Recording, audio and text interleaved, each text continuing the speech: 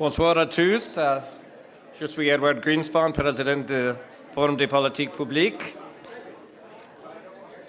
Good evening, everyone. George Cooper's at the front celebrating here. That's good.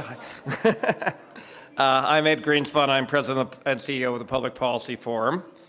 Welcome to you all. We're glad to have you with us tonight and glad to be with you. I'd like to begin, take a moment to acknowledge that the land on which we gather is the traditional territory of the Wolastoqiyik and Mi'kmaq peoples, land that has never been ceded to the Crown. Je suis ravi de vous accueillir ce soir au nom du Forum des politiques publiques pour le dîner de l'Atlantique, ici dans l'une des provinces fondatrices du Canada et l'une des plus exceptionnellement belles du pays. I've had the good fortune to be all over New Brunswick over the years, eating lobster in the Canadian Peninsula, walking around the Bay of Fundy, touring the deepwater port of St. John, boating along the St. John River, fishing on the Restigouche, which is one of the great pleasures of life, visiting the Potato World in Florenceville, which is another great pleasure of life, and filling up my car and my stomach and doing my business at the Irving Station in Edmundston when you come over the border, in Sussex and Woodstock and Chatham and Bathurst. And I don't think I'm going to read the entire list, but it's a very special place, and we're happy to be here. My family and I vacationed in each of the four Atlantic provinces. My wife and I wanted our kids to get to know our country, and we traveled to every region in the country before they had a say in matters as they turned 5, I think it was, or something, when they became very willful. So I'm delighted to be your host, and as I say, even more delighted to be your guest. I just want to introduce for a moment Gilles LePage, the Minister for Labour, Employment and Population Growth. And that tells us that the times are changing, right? Labour, employment, and population growth. And the member of the legislature for the West Restigouche, where I've, as I say, been happy enough to have the opportunity to fish. So Gilles, if you want to come up here, and there you go, and say a few words, that'd be great.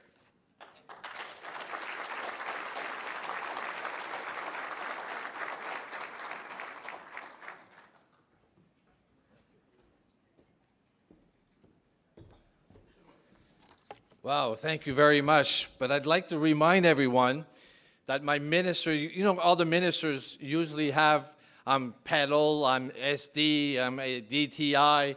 Well, mine is Labor, Employment, and Population Growth. LePage, LEPG. And I'll give you the privilege of giving me adjectives for A and E in my name. Well, look, great people. Thank you very much for having me here tonight. C'est un plaisir, un grand plaisir pour moi de m'adresser à vous ce soir dans le cadre du Forum sur la rétention des immigrants au Canada atlantique. Je remercie bien sûr les conférenciers et les experts pour leurs précieux points de vue sur ces questions de politique publique importantes auxquelles sont confrontés le Nouveau-Brunswick et la région de l'Atlantique. L'attraction et la rétention des nouveaux arrivants demeurent une priorité au Nouveau-Brunswick, alors que nous travaillons en vue de respecter nos besoins en matière de croissance démographique et les besoins du marché du travail. Our government has continued its focus on increasing immigration to the province with an emphasis on key strategies to gain or retain newcomers in the province. The government is engaging employers on the use of immigration to fill their labor needs that cannot be filled locally and their role in the settlement of newcomers. Le gouvernement mobilise également le public au moyen d'une campagne de sensibilisation dans laquelle il est question des réalités démographiques de la province et des avantages de l'immigration. This focus on immigration and newcomer retention will be highlighted in the renewed New Brunswick Population Growth Strategy set to be launched in the next coming months. This focus on immigration is shared throughout the Atlantic region as we work together to implement the Atlantic Immigration Pilot and seek new and innovative ways to grow our populations and address our unique demographic challenges. Dans l'avenir que nous devons continuer à collaborer et à travailler ensemble au profit de toute la région. On behalf of the government of New Brunswick and our Premier Brian Gallant, I look forward to working with you all as we strive to make the Atlantic region an attractive and welcoming home for all newcomers. With these important public policies issues before us, it is with great pleasure that I offer my congratulations to this year's Frank McKenna's Award recipients, and I'd like to name them George Cooper, Adrian Opray, Dr. Doug House, and Terrence Paul. Congratulations.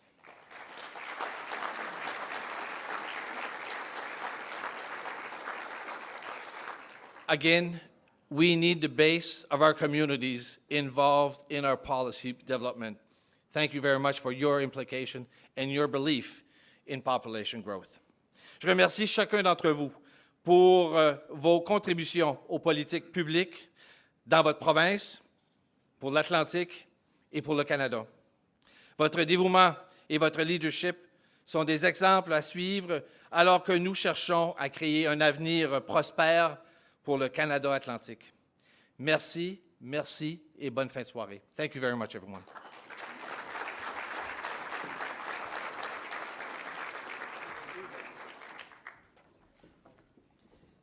All right, so the second order of business is to tell you that you can eat your salad, okay? I know that you're going to wait politely on me, but you can eat your salad.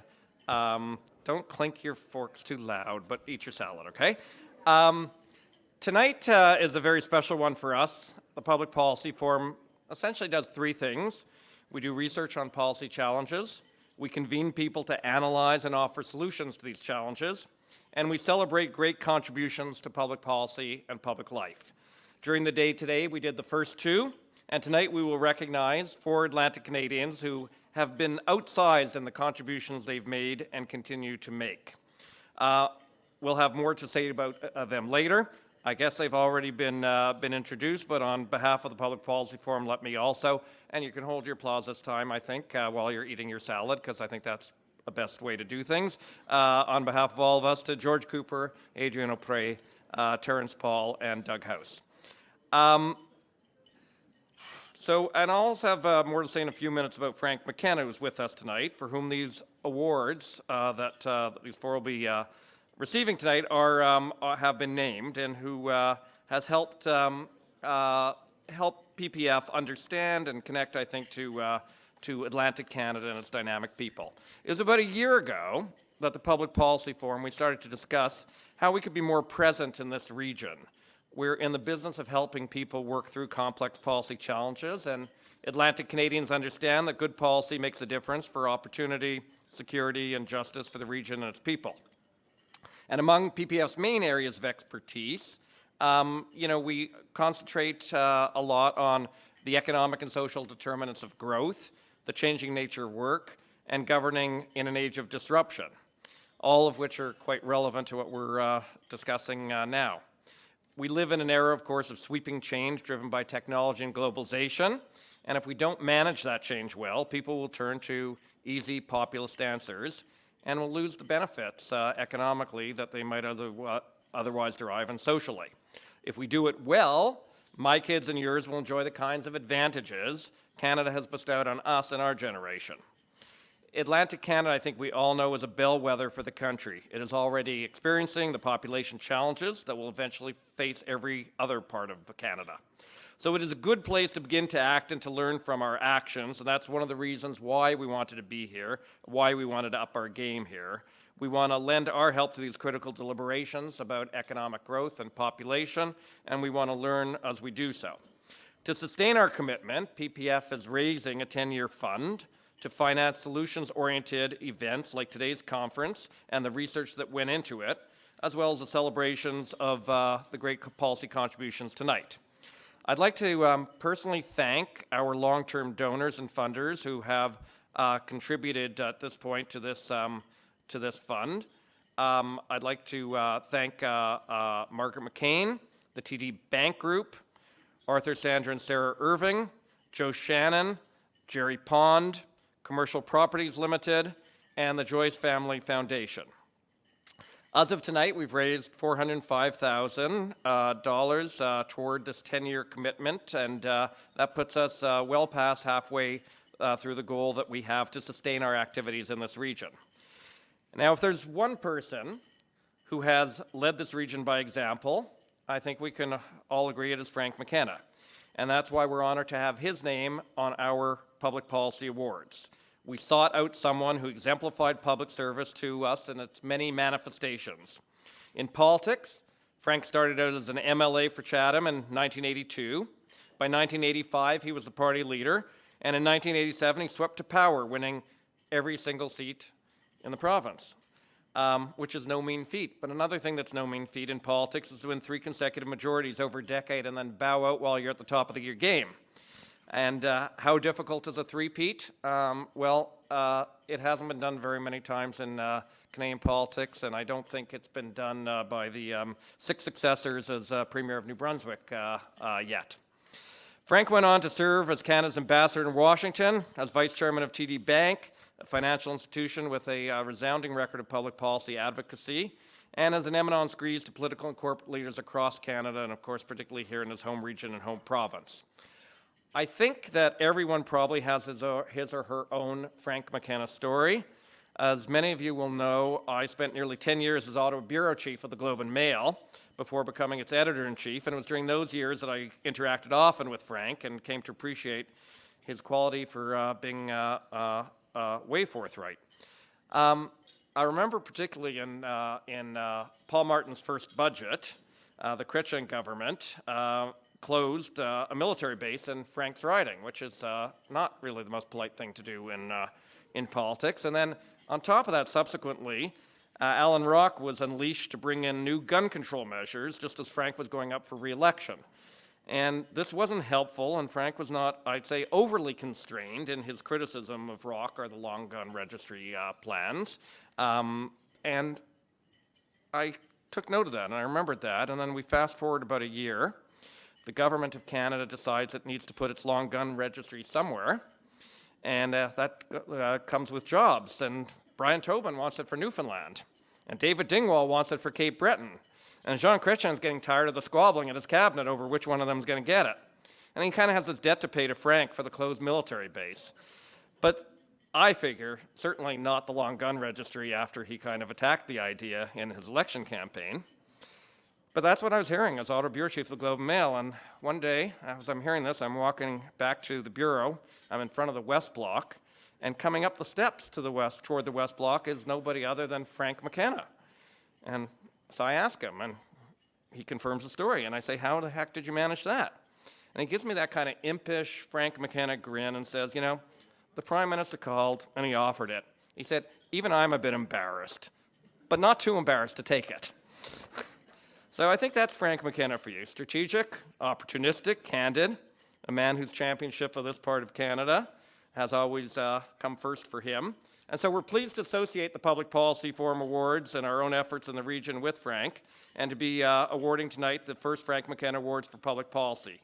So, ladies and gentlemen, I give you now the irrepressible man of action, the Honourable Frank McKenna, who I'm sure will agree with me that you should finish eating your salads, okay? Thank you.